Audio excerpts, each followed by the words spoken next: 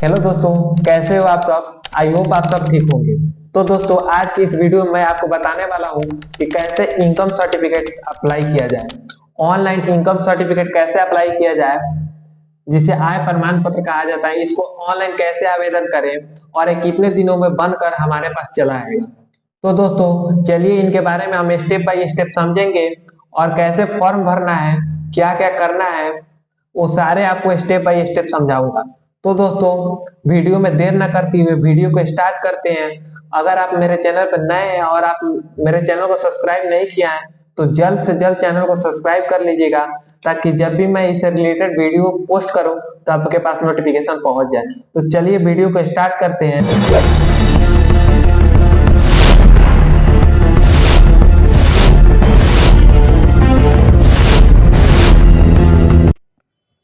तो आपको क्या करना है, यहाँ पे सबसे पहले क्रोम ब्राउज़र ओपन करना है। क्रोम ब्राउज़र ओपन करने के बाद आपको सर्च बॉक्स में आ जाना है और यहाँ पे आपको सर्च करना है RTPS। RTPS, तो यहाँ पे आपको RTPS सर्च कर लेना है। ठीक है, RTPS सर्च करके इंटर कर देना है। ठीक है, यहाँ पे मैं इंटर कर दिया।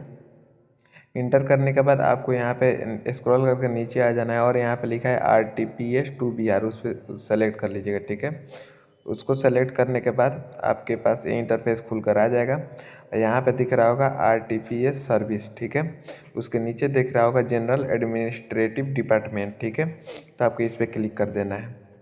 इस पर क्लिक करने के बाद आपके पास यहाँ पे 5-6 ऑप्शन खुलकर आ जाएंगे। ठीक है, इसमें से आपको इनकम सर्टिफिकेट बनाना है। तो थर्ड नंबर ऑप्शन जो दिख रहा होगा इंश्योर ऑफ इनकम सर्टिफिकेट, इस पर आपको क्या करना है, क्लिक कर देना है। ठीक है, इस पर क्लिक करने के बाद आपके पास 3 ऑप्शन खुलेंगे, block level, sub division level और डिस्ट्रिक्ट लेवल। ठीक है, तो आपको ब्लॉक लेवल पर बनाना है। ठीक है, तो आपको ब्लॉक लेवल सेलेक्ट कर लेना है। ब्लॉक लेवल सेलेक्ट करने के बाद आपके पास एक PDF पेज खुलकर आ जाएगा। ठीक है, उसको आपको भरना रहता है। ठीक है, तो आपको उसको भर दीजिएगा। ठीक है, भर के उसके बाद में आपको वहाँ पे आधार वेरिफिकेशन होगा, उसके बाद में फाइनल सबमिट करना होता है। ठीक है, तो सबसे पहले हम इसको फॉर्म को भरते हैं। तो चलिए, यहाँ पे पहला ऑप्शन दे रहा है, यहाँ पे जेंडर आपको सेलेक्ट करना है, मेल है या फीमेल। ठीक है, तो आप यहाँ पे अपना जेंडर सेलेक्ट कर लीजिएगा। जेंडर सेलेक्ट करने के बाद आपको यहाँ पे ऑप्शन दिख रहा होगा नेम ऑफ अप्लीकेंट। ठीक है, और इधर दिख रहा है आवेदक का नाम। ठीक है, तो यहाँ पे आपको पहले नेम ऑफ अप्लीकेंट भरना है। ठीक है, तो यहाँ पे पहले मैं भर लेता हूँ नेम ऑफ अप्लीकेंट। उसके बाद में सेकेंड ऑप्शन है नेम ऑफ फादर। ठीक है, यहाँ पे अपने पिता का नाम भरना है, नेम ऑफ फादर। यहाँ पे अपने पिता का नाम भर लीजिएगा। ठीक है, और इधर जो आपको हिंदी में दिख रहा हो, जो आप इधर इधर भरिएगा उसको हिंदी में इधर ट्रांसलेट कर देता है। ठीक है, तो इसका आपको टेंशन नहीं लेना है। ठीक है, अब उसके बाद में लिख रहा है नेम ऑफ मदर। ठीक है, तो यहाँ पे अपने माता का नाम भर देना है। उसके बाद में यहाँ पे लिख रहा है नेम ऑफ हस्बैंड। अगर आप फीमेल है और आपकी हस्बैंड है तो यहाँ पे नेम ऑफ हस्बैंड भर दीजिएगा। उसके बाद में अपना मोबाइल नंबर यहाँ पे भर देना है। उसके बाद में यहाँ पर लिख रहा है आवेदक का ईमेल। ठीक है, तो यहाँ पे आप अपना ईमेल आईडी फिल कर दीजिएगा। ठीक है, मैं ईमेल आईडी फिल कर दे रहा हूँ। उसके बाद में आपको यहाँ पे नीचे स्टेट का ऑप्शन दिख रहा है। ठीक है, तो पहले ईमेल आईडी भर दिया, उसके बाद में मैं आगे यहाँ पे स्टेट, अपना स्टेट सेलेक्ट कर लीजिएगा। ठीक है, आप किस स्टेट से बिलोंग करते हैं वो आप सेलेक्ट कर लीजिएगा। मैं सेलेक्ट कर ले रहा हूँ स्टेट सेलेक्ट करने के बाद आपको यहाँ पे डिस्ट्रिक्ट सेलेक्ट करना है। ठीक है, आप किस डिस्ट्रिक्ट से हैं, तो मैं अपना डिस्ट्रिक्ट सेलेक्ट कर ले रहा हूँ। डिस्ट्रिक्ट सेलेक्ट करने के बाद आपको यहाँ पे दिख रहा होगा अनुमंडल सब डिवीज़न। ठीक है, तो यहाँ पे आप अपना सब डिवीज़न सेलेक्ट कर लीजिएगा, आप किस अनुमंडल के अंतर्गत आते हैं। उसके बाद में आपको यहाँ पे ब्लॉक सेलेक्ट करने लेना है, आप किस ब्लॉक में रहते हैं। उसके बाद में आपको यहाँ पे दिख रहा होगा स्थानीय निकाय का प्रकार, टाइप ऑफ लोकल बॉडी। ठीक है, ग्राम पंचायत में होंगे तो ग्राम पंचायत, नगर निगम में होता है नगर निगम, नगर परिषद में होंगे तो नगर परिषद, अगर नगर पंचायत में होता है तो नगर पंचायत। मैं ग्राम पंचायत में रहता हूँ तो मैं ग्राम पंचायत सेलेक्ट कर लूँगा। ठीक है, ग्राम पंचायत सेलेक्ट करने के बाद आपको यहाँ पे वार्ड संख्या भर लेना है। ठीक है, आप किस वार्ड संख्या के अंतर्गत आते हैं। उसके बाद में आपको यहाँ पे अपना ग्राम पंचायत सेलेक्ट कर लेना है, आप किस ग्राम पंचायत के अंतर्गत रहते हैं। ठीक है, ग्राम पंचायत यहाँ पे मैं सेलेक्ट कर ले रहा हूँ। इसके बाद में आपको यहाँ पे अपना ग्राम और मोहल्ला, ठीक है, यहाँ पे विलेज टाउन फिल करना है, तो अपना गांव का नाम यहाँ पे भर दीजिएगा, और टाउन में रहते होंगे तो टाउन का नाम भर दीजिएगा। अगर डाकघर यहाँ पे पोस्ट ऑफिस सेलेक्ट कर लीजिएगा, ठीक है। पोस्ट ऑफिस सेलेक्ट करने के बाद आपको यहाँ पे पुलिस स्टेशन दिख रहा होगा, ठीक है। यहाँ पे पुलिस स्टेशन अपना सेलेक्ट कर लीजिएगा। पुलिस स्टेशन सेलेक्ट करने के बाद आपको दिख रहा होगा सामने पिन कोड का ऑप्शन, ठीक है। तो अपने एरिया का पिन कोड फिल कर दीजिएगा। आप जिस एरिया में रहते हैं उसका एक पिन कोड होता है, उसको भर दीजिएगा, ठीक है। पिन कोड यहाँ पे मैं भर दिया। पिन कोड भरने के बाद आपको यहाँ पे आधार संख्या पूछ रहा है, ठीक है। यहाँ पे अपना आधार संख्या भर देना है, ठीक है। अपना आधार नंबर जो है वहाँ यहाँ पे भर दीजिएगा। उसके बाद में आपको आवेदक का फोटोग्राफी ऑफ अप्लीकेंट, यहाँ पे आपका अपना फ़ोटो विथ सिग्नेचर के साथ अपलोड करना है, ठीक है।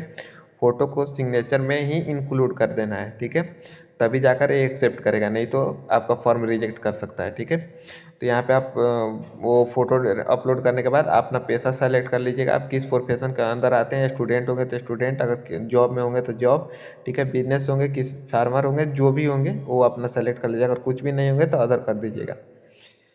उसके बाद में आपको यहाँ पे आता है सरकारी आवेदक का उद्देश्य, ठीक है। इसमें आपको कुछ नहीं भरना है, ठीक है। आवेदक का उस उद्देश्य में आपको कुछ नहीं भरना है। उसके बाद में आपका सरकारी सेवा से आए, अगर आपका सरकारी सेवा से आया आ रहा होगा तो यहाँ पे भर दीजिएगा, ठीक है। नहीं आ रहा होगा तो जीरो कर दीजिएगा। कृषि से आए तो मेरे कृषि से आए 30,000 आता है, तो मैं 30,000 यहाँ पे फिल कर दे रहा हूँ। उसके बाद में आपका है व्यवसायिक आय। अगर आप कोई बिजनेस कर रहे हैं, अगर उससे आय आ रहा होगा तो यहाँ पे भर दीजिएगा व्यवसायिक आय, नहीं तो जीरो कर दीजिएगा, ठीक है। तो मेरा कोई व्यवसाय नहीं है, मैं इसको जीरो कर देता हूँ। उसके बाद में आपको यहाँ पे दिख रहा होगा अन्य स्रोतों से आय, ठीक है। तो आपका अन्य स्रोत जो है उससे कितना आय आ रहा होगा, तो 60,000 मैं फिल कर दे रहा हूँ, ठीक है। उसके बाद में यहाँ पे नीचे आपको दिख रहा होगा कुल आय, ठीक है, यानी वार्षिक आय, टोटल इनकम, ठीक है। आपको 90,000 आ गया, 30,000 कृषि से और 60,000 इससे, ठीक है। उसके बाद में आपको यहाँ पे स्व घोषणा पत्र, सर्टिफिकेशन पर जो जो आप फॉर्म में भरे हैं वो यहाँ पे लिखा हुआ होगा। आपका नाम, आपके पिता का नाम, आपका माता का नाम, आपका ग्राम पंचायत जो भी आप भरे हैं वो यहाँ पे दिखेगा। आपका कितना इनकम है वो सारे यहाँ पे दिखा रहा होगा। उसके बाद में यहाँ पे आपका सेल्फ डिक्लेरेशन फॉर्म में स्व घोषणा पत्र में लिखा होगा, मैं प्रमाणित करता हूँ कि मेरे द्वारा दी गई जानकारी मेरे ज्ञान और विश्वास के अनुसार सत्य है, ठीक है। यदि मेरे द्वारा दी गई जानकारी अन्यथा गलत पाई जाती है तो मैं पूर्ण रूप से इसका जिम्मेदार हूँ, और इस आवेदन पत्र के आधार पर दिए गए किसी भी सरकारी कार्य में अगर कोई भी इस पत्र में गड़बड़ी दिखती है तो उसको खारिज कर दिया जाएगा, उसको एक्सेप्ट नहीं किया जाएगा, ठीक है। अगर इसमें कोई गड़बड़ी पाई गई, ठीक है, तो इसका सरकारी वो जो नियमों के अनुसार जो है उचित कार्रवाई की जाएगी, ठीक है। ये इसमें भरा रहता है, ठीक है। उसके बाद में आपको आई एग्री पे क्लिक करके आपको यहाँ पे 6 अंक का वेरिफिकेशन कोड होगा, इसको आपको डाल देना है, ठीक है। इसको फिल करने के बाद आपको यहाँ पे नीचे चले आइएगा, ठीक है। नीचे आने के बाद आपको प्रोसीड का ऑप्शन दिख रहा होगा, नीचे आइएगा तो यहाँ पे आपको कोने पे प्रोसीड का ऑप्शन दिख रहा है, ठीक है। तो इस पर क्लिक कर दीजिएगा तो ये प्रोसीड हो जाएगा, और आपके जो आधार कार्ड जिस नंबर से इंक्लूड है उस पर एक SMS जाएगा, ठीक है, आधार वेरिफिकेशन के लिए। तो उसको OTP को फिल कर दीजिएगा, ठीक है। OTP फिल करने के बाद आपका आधार वेरिफिकेशन हो जाएगा और एक PDF खुल जाएगा, ठीक है। उस PDF को देखकर आपको फाइनल सबमिट कर देना है और आपका इनकम सर्टिफिकेट बनकर तैयार हो गया। ये जानकारी कैसे लगी? अगर जानकारी अच्छी लगी तो चैनल को सब्सक्राइब कर लीजिए और बेल आइकन को दबा दीजिए।